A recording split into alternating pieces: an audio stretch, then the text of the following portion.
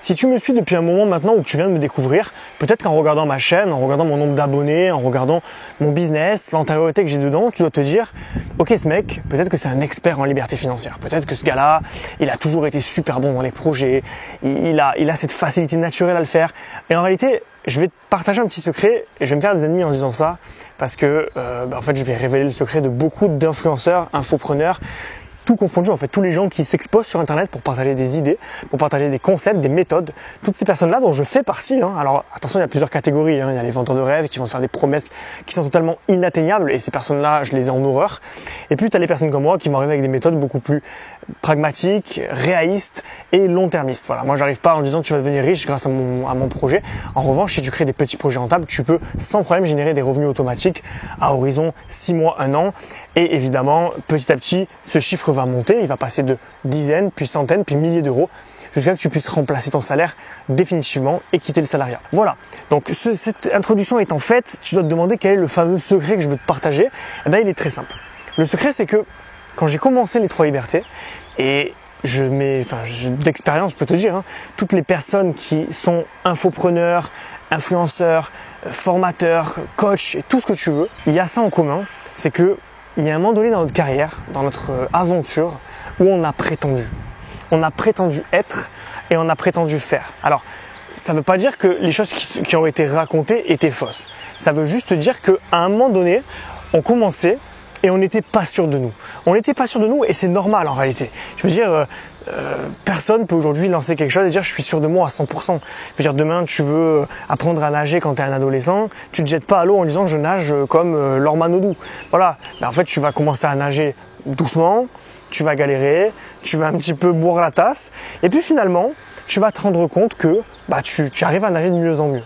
Et donc pour savoir nager comme un poisson dans l'eau, il faut d'abord prétendre savoir nager. C'est-à-dire qu'il faut se mettre dans l'eau, faire des mouvements, se néguer un petit peu, ressortir la tête et dire « Ok, maintenant j'y arrive un peu mieux qu'hier. Et demain, j'y arriverai mieux qu'aujourd'hui. » Tu vois, il faut toujours prétendre. En fait, c'est ça qui est difficile à comprendre, c'est que les gens, quand ils commencent, ils pensent qu'ils vont être des experts tout de suite. Ils se disent « C'est certain que je dois être un expert pour commencer, sinon personne ne me donnera sa légitimité, personne ne me fera confiance. » Mais en réalité, c'est que quand j'ai commencé, j'avais pas confiance en moi. J'étais pas sûr de moi. Je savais pas si vraiment j'allais pouvoir réussir à lancer ça. Pour te dire, pendant très longtemps, j'avais toujours un onglet sur mon ordinateur avec des offres d'emploi. Tu vois, j'étais libre financièrement, en tout cas j'avais de quoi l'être et le rester. C'était pas grand chose, c'était un SMIC à l'époque, c'était 1 200 € par mois que je générais avec des livres sur Amazon. Mais si tu veux, j'étais même pas sûr à ce moment-là. Tu vois, il y avait toujours ce truc de me dire, mais qu'est-ce que tu fais, Johan? T'es pas légitime à raconter tout ça. Mais est-ce que les gens ils vont être intéressés par ce que tu racontes? Est-ce qu'ils vont regarder tes vidéos? Est-ce qu'ils vont lire tes mails? Est-ce qu'ils vont acheter tes formations? Est-ce qu'ils vont vouloir se faire coacher par toi? Il y avait plein de questions qui se posaient. Et toutes ces questions-là, j'avais pas la réponse en fait. J'ai juste testé. Je suis allé au bout du truc. Je me suis challengé. Je me suis dit, allez, fais semblant. Tu vois, c'est un peu le... Il y a deux petites citations que j'aime bien, c'est « act like you belong ». Ça veut dire agis comme si tu appartenais, donc appartenais à cet univers, à cet environnement, à ce système, à ce que tu veux.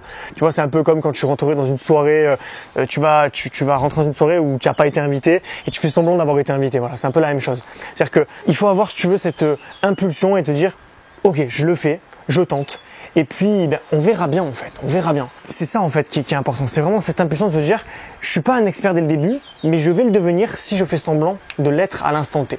Donc oui, évidemment, aujourd'hui, suivre un coaching avec Johan pour quitter le salariat, c'est beaucoup mieux aujourd'hui qu'il y a 3 ans. Parce qu'il y a 3 ans, j'avais des compétences. Évidemment, j'ai jamais menti sur mes compétences, mais évidemment, j'en avais moins qu'aujourd'hui, parce que j'étais moins qualifié, parce que j'avais même moins de projets que j'avais lancés, j'avais moins d'élèves.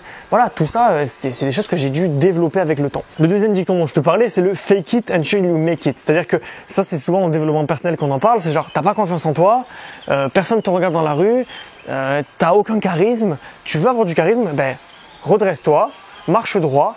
Regarde devant toi, regarde les gens dans les yeux et de coup le charisme va arriver. C'est exactement la même chose, c'est que si tu n'as pas confiance en toi, fais semblant d'avoir confiance en toi et tu finiras par avoir confiance en toi. Voilà, c'est un peu la méthode Coué en fait, c'est-à-dire qu'à force de le faire, tu vas le faire. Et moi pendant longtemps, si tu veux, j'ai voulu devenir un youtubeur, j'ai voulu devenir un coach, je voulais aider les gens. Mais au début, j'étais pas légitime. En tout cas, je me sentais pas légitime. Et au fur et à mesure, avec le temps, la confiance, la discipline, la persévérance, au final, le résultat est là.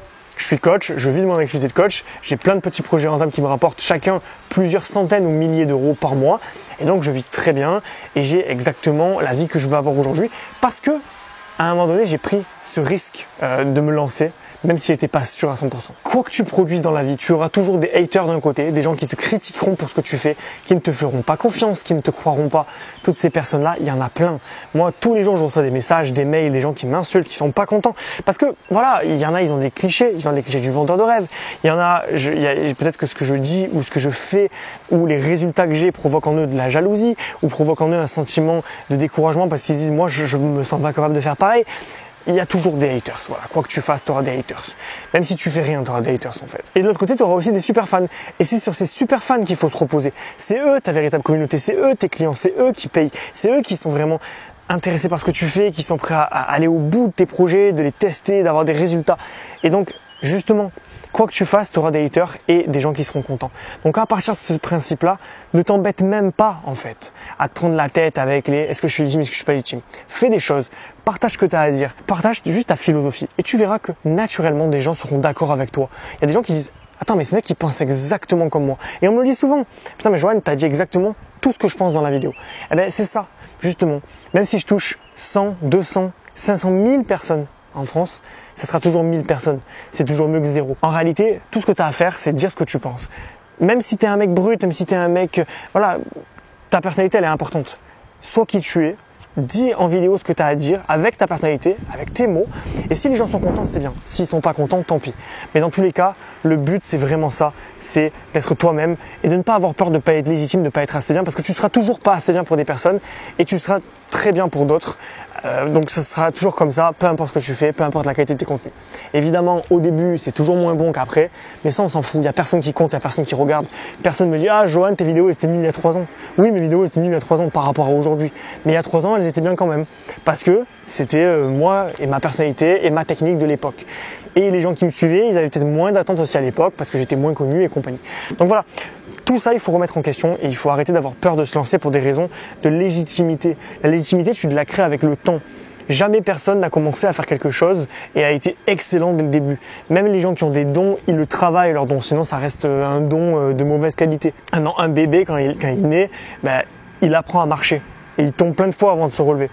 Ça fait un peu cliché de dire ça parce que ça fait très, tu sais, métaphore de développement personnel, mais vraiment c'est ça en fait. C'est-à-dire que, imagine que tu apprends à marcher. Voilà, au début tu vas le faire mal, mais c'est pas grave. Personne ne regarde, personne ne compte et tu vas réussir à devenir meilleur avec le temps. Et c'est exactement ça le concept. C'est de lancer un petit projet rentable, un petit projet à côté du salariat. Au début, tu vas pas être très bon, tu vas te former avec moi ou pas, tu vas te former, tu vas être coaché ou pas. Et une fois que tu as fait ça, une fois que tu as justement cette première base, là tu vas pouvoir commencer à t'améliorer. Mais ça va prendre du temps, ça va prendre de l'énergie. Justement, c'est ça qui est beau aussi. C'est le fait que tu vas devenir meilleur chaque jour et que tu vas petit à petit atteindre la vie de tes rêves, c'est-à-dire ne plus travailler pour un patron, vivre chez toi, gagner ta vie par tes propres moyens, choisir combien tu veux gagner aussi parce que c'est la méritocratie et donc avoir une vie beaucoup mieux où tu as ton temps, tu peux être à l'extérieur en journée, tu peux profiter de chez toi et tout ça, c'est génial. Donc si ça t'intéresse de créer ton petit projet rentable, je t'invite à aller en description. Je t'envoie plusieurs fois par semaine des conseils exclusifs, des conseils concrets, des sources de revenus pour quitter le salariat. Donc si ça t'intéresse, tu vas en description, tu cliques, tu laisses ton mail et je t'envoie le premier mail immédiatement.